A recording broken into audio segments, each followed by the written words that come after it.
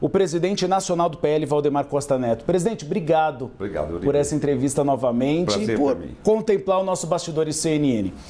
O senhor fez um posicionamento ontem que foi entregue ao Supremo Tribunal Federal. A gente analisou em detalhes. Foi na mesma linha da entrevista que o senhor concedeu com exclusividade no final de semana, a primeira entrevista do senhor a respeito do caso. Só que teve um posicionamento do presidente nacional do PSD, Gilberto Kassab, que chamou muita atenção.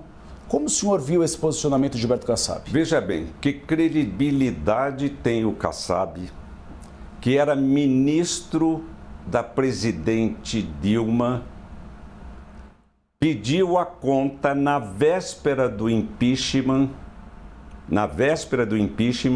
e todo o PSD votou a favor do impeachment. Que credibilidade ele tem? Agora vamos lá.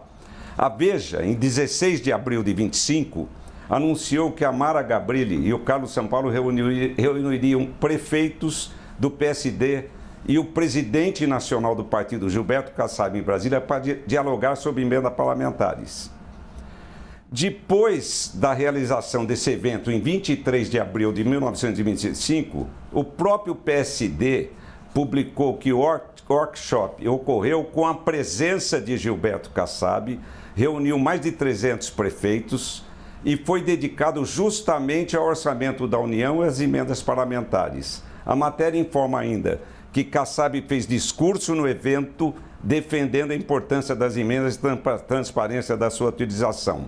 A liderança do PSD na Câmara também publicou reportagem com foto do Kassab ao lado da Mara Gabrilli, que é uma senadora distinta, e de Carlos Sampaio, que é um bom deputado também, registrando que o evento contou com a presença do presidente nacional do PSD. A CNN noticiou o evento no mesmo dia e republicou as declarações de Kassab defendendo as emendas parlamentares durante o encontro com os prefeitos. Veja bem, então, que credibilidade tem o Kassab? Que credibilidade que ele tem? Número 2, os presidentes vão responder que não tem nada, que não querem saber disso, não querem entrar nessa história.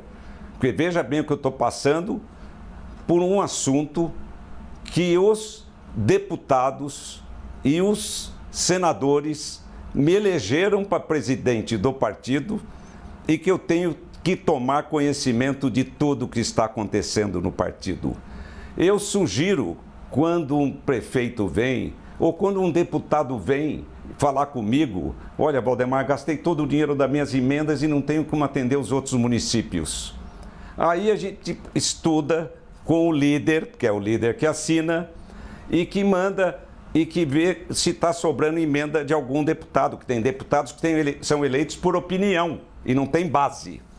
E aí esses deputados cedem uma parte da emenda para atender esses deputados. Então eu faço uma sugestão, discutindo com os deputados, com os prefeitos, e faço essa sugestão para o partido. E os funcionários não fazem mais nada do que ver se a prefeitura está em condições de receber o dinheiro, não tem nenhuma inadimplência, e se essas verbas são suficientes ou se temos verbas ainda para dar. Nós temos mais ainda. Como nós temos uma grande bancada, nós temos 5 comissões permanentes, todo ano muda. Esse ano a de saúde é nossa, a de segurança é nossa, a de turismo é nossa, relações exteriores. Então tem verbas nessas comissões que eles discutem com o partido, com o líder, discute comigo, Valdemar, tem alguma cidade que está em desespero, que tem um posto de saúde que não está funcionando, a gente vê o que pode dividir e atende o pessoal. É natural que eu faça essa sugestão, porque eu tenho as informações de todo o país. Presidente, o senhor vai conversar com o Gilberto Kassab, já conversou com o Gilberto Kassab para esclarecer esse ponto. E o senhor tem algum receio do avanço dessa investigação pela Polícia Federal? De jeito nenhum. De jeito nenhum. Essa é a função do presidente. Eu fui eleito presidente do partido pelos deputados e pelos senadores. Então eu tenho essa obrigação de coordenar isso aí. Volto a repetir. tem deputados que têm voto de opinião e tem sobra nas suas emendas. E tem os deputados que têm voto de vereador e de prefeitos e que não tem como atender sobre os seus municípios. Aí eles falam com o líder da bancada, falam com a gente, e aí nós estudamos que forma que nós vamos fazer. Aí eu mando uma lista para lá para eles estudarem na liderança, porque quem assina é o líder, não é o presidente do partido. Acredito que o ministro Flávio Dino tenha feito isso, esse questionamento comigo, porque ele imaginava que eu teria uma cota. E não existe isso, nunca existiu. Nunca tive uma cota. E Kassab, o senhor conversou com ele, pretende conversar com ele para esclarecer? O Kassab eu nem perco tempo com ele, porque o Kassab, quem faz o que ele fez com a presidente Dilma, de ser ministro dela, e na véspera do impeachment renunciar a seu cargo de ministro, e todo o PSD votou a favor do impeachment da presidente Dilma, não merece credibilidade. Tainá Falcão. Tudo bem, presidente? Bem-vindo aqui ao nosso Bastidores. Eu queria seguir um pouquinho mais e voltar no tempo. A gente chegou até a conversar, o senhor explicou isso sobre o líder do partido, né, ter a decisão final, mas as mensagens, elas mostram uma menção direta ao nome do senhor. Por exemplo, há uma troca de mensagem de um servidor do PL com a tal da Tuca perguntando: fechou o valor do presidente Valdemar? Se puder, troca tudo, turismo ótimo. 24 milhões tá bom. Só para ficar aqui num exemplo, presidente, o senhor deve ter lido essas mensagens. Pois não, pois não. Como explicar que é só uma sugestão se há uma menção direta de valores e de, abre aspas, valor do presidente Valdemar? Como fica, portanto, a sua explicação de que o senhor fazia apenas uma sugestão? E como que não fica ali o parlamentar pressionado a seguir a diretriz do seu dirigente partidário? Pressionado? Nós temos 98... Quem vai dizer não para o presidente do partido? Nós temos 98 parlamentares. Se você for questionar nossos parlamentares, 80% deles não discutiram comigo sobre verba. Nunca.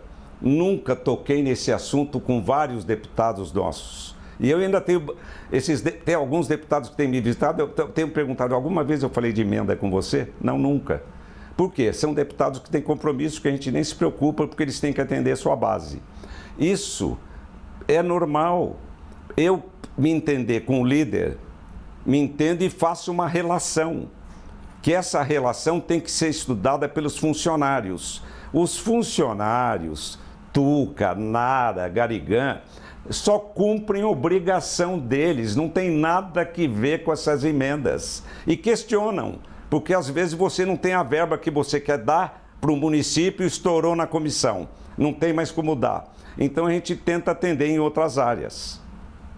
Normal. E o que seria esse valor do presidente Valdemar numa das mensagens, presidente? Como? Uma das mensagens menciona explicitamente fechou o valor do presidente Valdemar? Porque eu faço uma relação. Mas isso não é uma cota, presidente?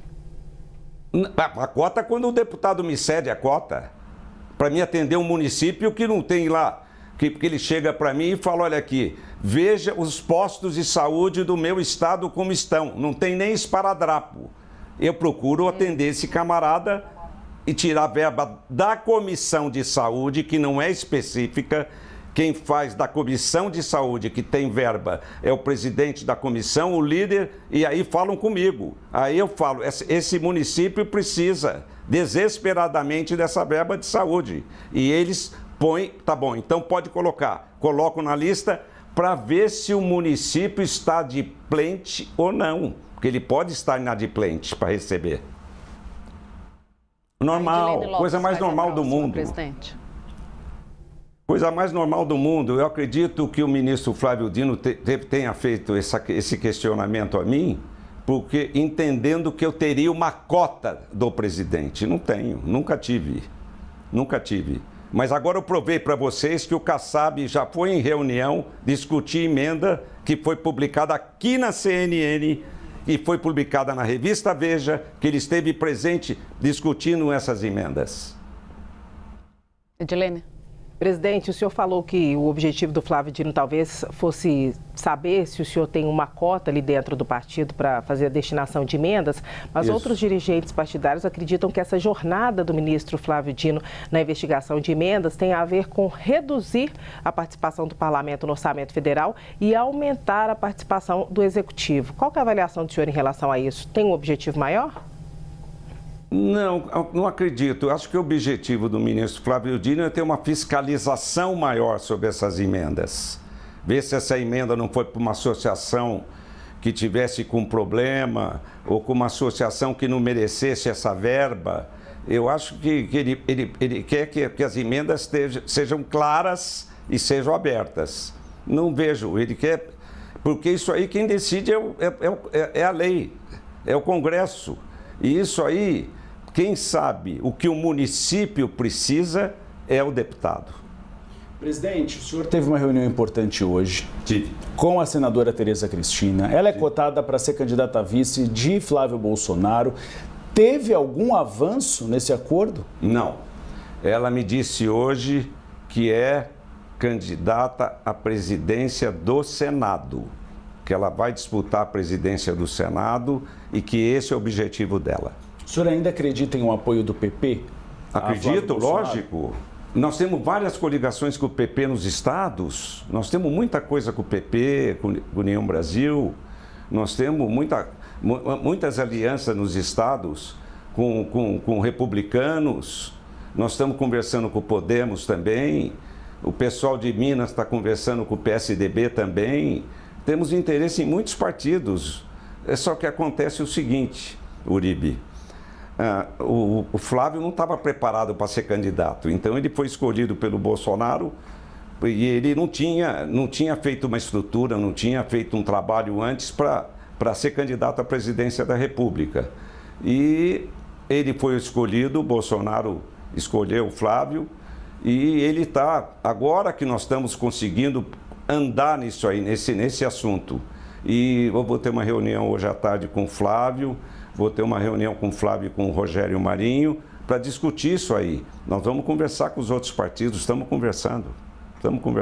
Tainá Falcão. O presidente, o senhor chegou a afirmar recentemente,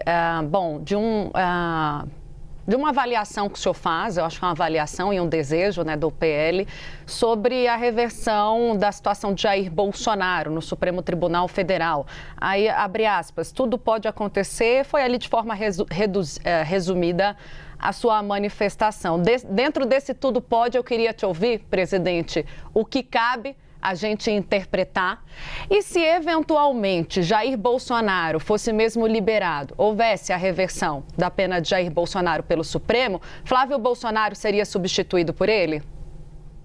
Não. Eu imaginava que eles pudessem dar liberdade para o Bolsonaro, porque é uma injustiça essa prisão do Bolsonaro, é uma injustiça. Eles fizeram essas condenações, eles resolveram que o 8 de janeiro foi um golpe. Golpe não se faz com um pedaço de pau. Golpe se faz com exército, com metralhadora. E aí eles chegaram à conclusão que aquilo foi um golpe. E como golpe eles condenaram todo mundo a 25 anos de cadeia. Isso é uma loucura. Uma loucura isso aí. E fizeram, nós temos que respeitar. E aí o Bolsonaro está pagando isso que não devia estar pagando. O Bolsonaro foi um grande presidente, governou só 2 anos. Ficou 4 anos na presidência, 2 anos o país ficou fechado com pandemia, como ficou o mundo todo. E assim mesmo teve um resultado com sucesso total. Deu dinheiro para todas as prefeituras no Brasil enfrentar a crise. Deu R$600 para cada cidadão que não tinha dinheiro para viver, porque o Brasil ficou fechado, muitos segmentos não trabalharam, e com isso o Bolsonaro teve muito sucesso em tudo isso. Imagina se ele tivesse governado 4 anos sem a pandemia, ia ter um resultado estrondoso. Presidente, vou chamar o Pedro Venceslau para fazer uma pergunta. Boa tarde, presidente. Vamos falar um pouco sobre o Rio de Janeiro, um estado onde a situação do PL e da candidatura do Flávio é bastante delicada, especialmente depois da operação Unha e Carne, que atingiu vários aliados do senador e vários aliados do bolsonarismo. Mas eu queria saber especificamente como fica a situação do Marcelo Canella, que ainda é o pré-candidato a senador nessa chapa, uma decisão que já havia sido tomada, mas ele foi preso com um fuzil dentro de uma operação que mira desvio de dinheiro, lavagem de dinheiro, e agora está com uma tornozeleira eletrônica. O Flávio faria campanha ao lado de um candidato a senador que usa tornozeleira eletrônica? Eu tenho a impressão que não. Isso parece que para mim que já foi decidido. Quem decide o Rio de Janeiro é o Flávio, é o nosso presidente Altineu. Nós temos um candidato lá, o Douglas Ruas, que vai engrossar com o Eduardo Paes. O Eduardo Paes sabe disso. Ele já perdeu para um juiz uma vez na eleição, porque ele não tem voto no interior. E nós temos muito voto no interior. O único problema que nós enfrentamos hoje é que o Douglas Ruas é o presidente da Assembleia, a Constituição manda ele assumir o Estado e o Supremo não permite que ele assuma o Estado. Tá? O Estado está sendo governado por um desembargador. Vamos falar um pouquinho de tarifaço? Vamos. Como o senhor vê a aplicação por Donald Trump dessa tarifa? O Flávio Bolsonaro até foi conversar lá com o Marco Rubio, com o Donald Trump, não conseguiu impedir a tarifa. O senhor é favorável a essa tarifa, presidente, ou acha que os Estados Unidos podiam recuar em relação a ela? Eu acho que nós podemos discutir essa tarifa, como tudo é discutido no mundo com os Estados Unidos, e nessa discussão, o governo trabalhando, eu acho que eles conseguem tirar essas tarifas, eu não tenho dúvida disso. Isso depende de entendimento entre o governo brasileiro e o governo americano. Acho que foi um exagero, que não teria que taxar o Brasil,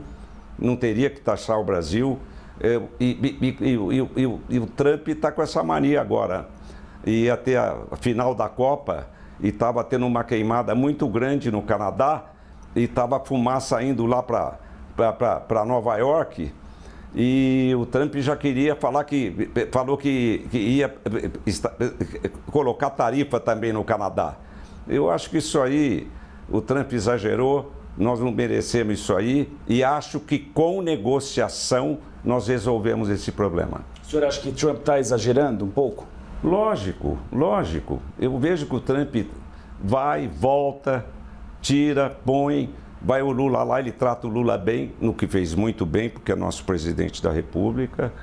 E aí volta, recebe o Flávio, que fez muito bem de receber, e para nossa surpresa, no dia seguinte ele anuncia que vai taxar o Brasil.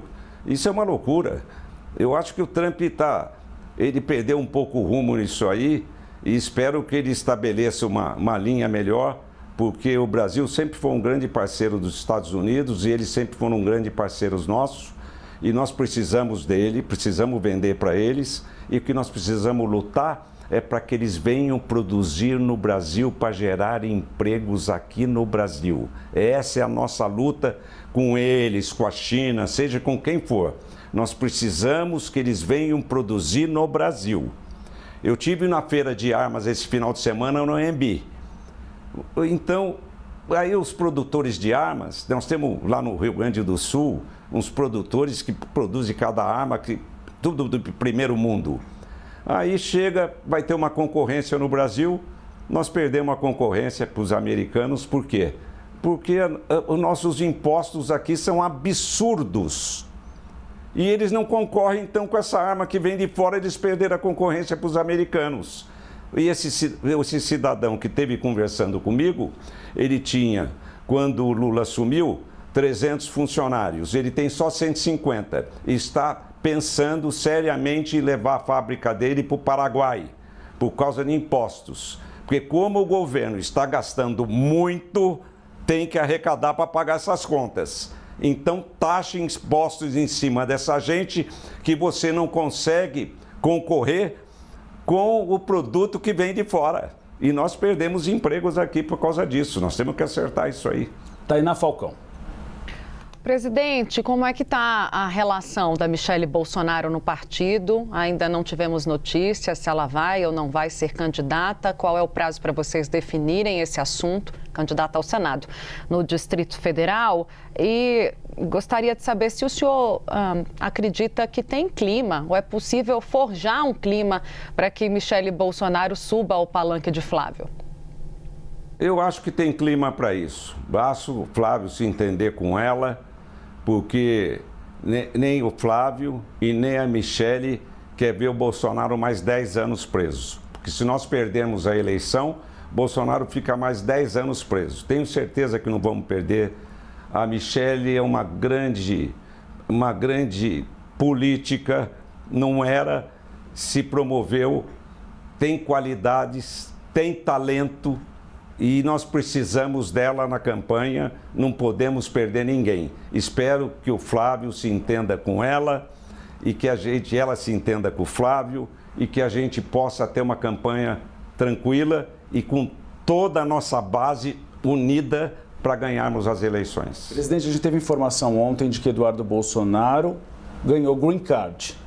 O senhor acredita que ele volta ao Brasil ou vai ficar pelos Estados Unidos mesmo? Eu acredito que ele volte ao Brasil em janeiro. Depois que nós vencemos as eleições, nós vamos dar indulto para todo esse pessoal que está preso, e 180 pessoas que estão presas injustamente, foi um absurdo, que não participaram de golpe nenhum, porque não teve golpe. E nós temos 400 brasileiros foragidos do Brasil, que estão passando fome lá fora e que não querem vir para não ser presos. A Edilene Lopes faz a próxima. Presidente, eu queria perguntar ao senhor sobre o arquivamento, o encerramento do processo da ABIN paralela, mas eu também tenho uma pergunta sobre vice. Como é que está esse debate dentro do PL hoje com republicanos? Existe alguma chance de ser a Dani Marques ou essa conversa está encerrada? Como que essa situação se dá hoje dentro do PL entre o senhor, o Flávio e o Rogério? Eu acho o seguinte, quem vai decidir quem é o vice vai ser o Bolsonaro. Porque o Bolsonaro tem uma sensibilidade muito grande para isso. Depois da indicação do Tarcísio em São Paulo, eu passei a respeitar as opiniões do Bolsonaro e as invenções que ele tem, que são muito boas para o país. O Tarcísio é um exemplo disso, que é um grande governador. Para encerrar nossa entrevista, Pedro Venceslau.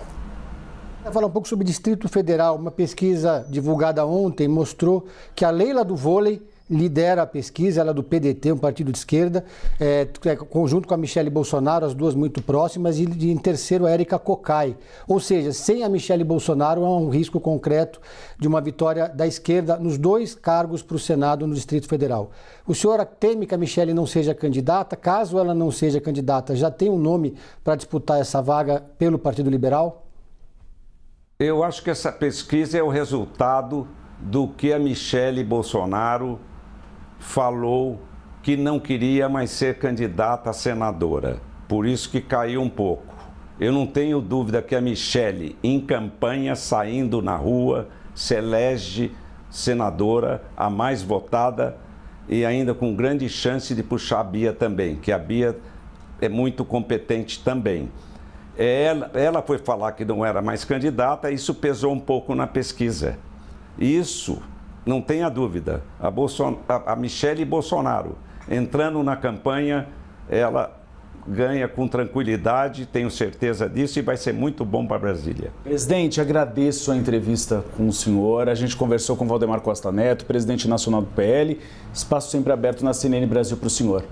Uribe, eu que agradeço a oportunidade de estar aqui explicando todos esses problemas que nós estamos atravessando e que nós vamos superar todos. Tainá.